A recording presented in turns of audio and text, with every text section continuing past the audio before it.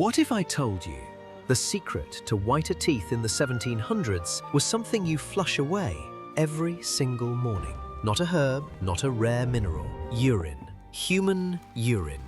Used deliberately, daily, by people who wanted a brighter smile. And here's the part that should really stop you.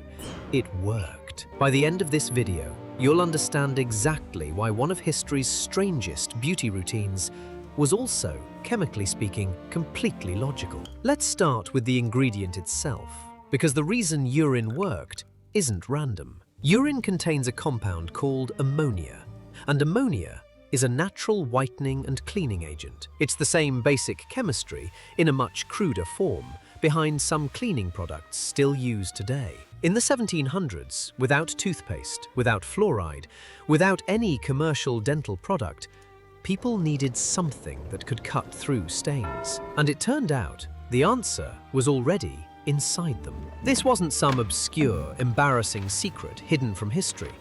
It was documented openly in beauty and hygiene guides. One of the most famous mentions comes from 18th century Europe, where mouthwashes made partially from urine were sold commercially as teeth whiteners. People didn't whisper about this practice, they advertised it. Now, before you imagine people just using it straight, the actual method was more refined than that. Urine was typically collected, sometimes aged, and used as a rinse or combined with other ingredients into a paste. The ammonia content would react with plaque and surface stains on the teeth, breaking them down chemically. Think of it as history's first, crude version of a whitening rinse. Effective, accessible, and completely free. But urine was only one tool in a surprisingly varied toolbox.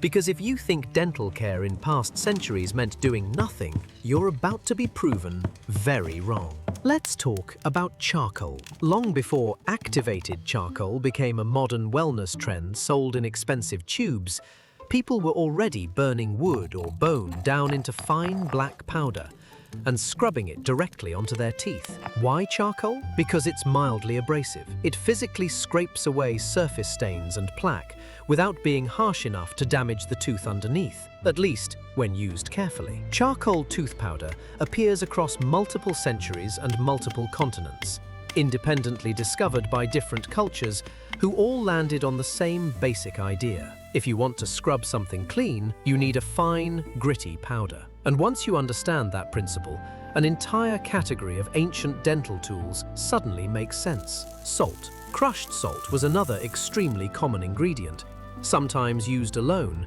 sometimes mixed with charcoal or herbs into a paste. Salt works two ways. It's mildly abrasive, like charcoal, and it has natural antibacterial properties. People didn't understand germ theory yet. They didn't know about bacteria causing decay. But through pure trial and error, they'd stumbled onto ingredients that actually addressed the problem. Here's where it gets even more interesting. These weren't just ingredients used in isolation.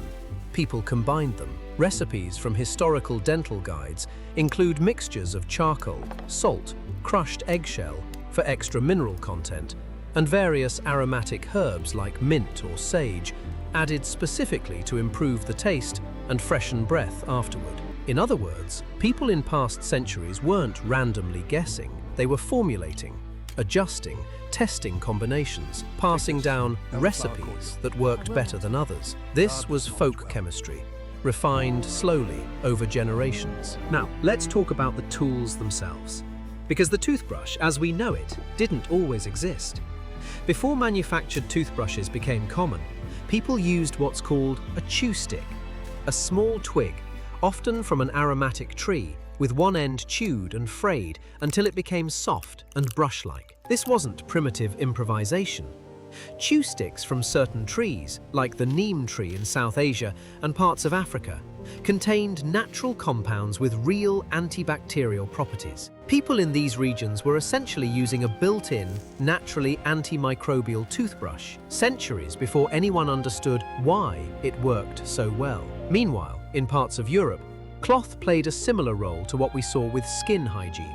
A small piece of linen or cotton cloth, sometimes dipped in salt or a charcoal mixture, would be wrapped around a finger and rubbed across the teeth and gums. Simple, reusable, effective enough for daily use. It's the same underlying logic we keep seeing throughout this era. No manufactured tool, improvise with fabric, and combine it with whatever abrasive or antibacterial substance was available. So let's pause and ask the bigger question. Did any of this actually work? The honest answer, partially and unevenly. Charcoal and salt, used consistently, genuinely did help remove surface stains and reduce some bacteria. Chew sticks from antibacterial trees provided real, if limited, protection. But there was no fluoride, no professional cleaning, no X-rays to catch problems early. So even with reasonably effective daily habits, dental problems were still extremely common. People simply had fewer tools to fully solve them. This gap